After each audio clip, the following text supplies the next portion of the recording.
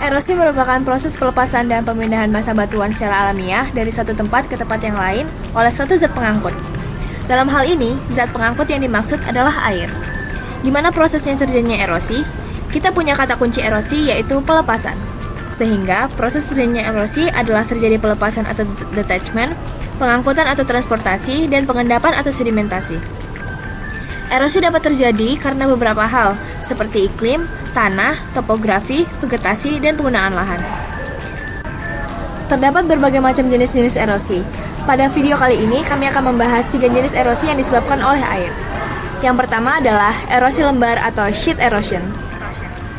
Erosi ini berlangsung pada lapisan tanah bagian atas. Jadi, tanah bagian atas akan ikut terbawa aliran air sehingga kesuburan tanah akan berkurang.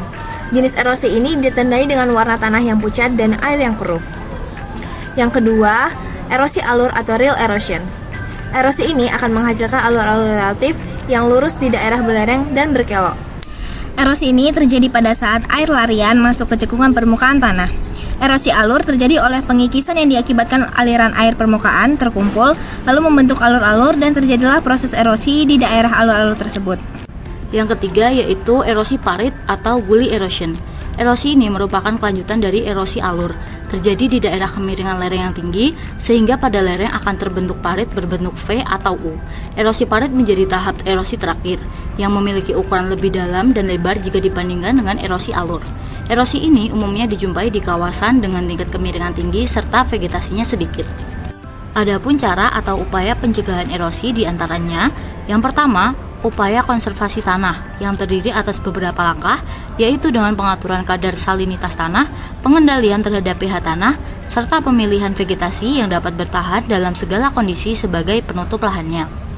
Yang kedua, reboisasi pada lahan dan hutan yang gundul, sebab akar pepohonan dapat menguatkan tanah dan terjadinya erosi air.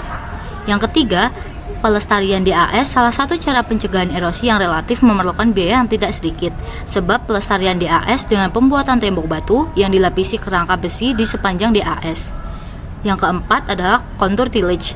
Cara ini efisien untuk mencegah erosi, terutama saat hujan deras, yaitu dengan cara tanah dibentuk sejajar dengan garis. Hal tersebut akan memperbesar infiltrasi sehingga mengurangi erosi. Sekian penjelasan mengenai penyebab erosi, jenis-jenis erosi air, dan cara pencegahan erosi. Terima kasih.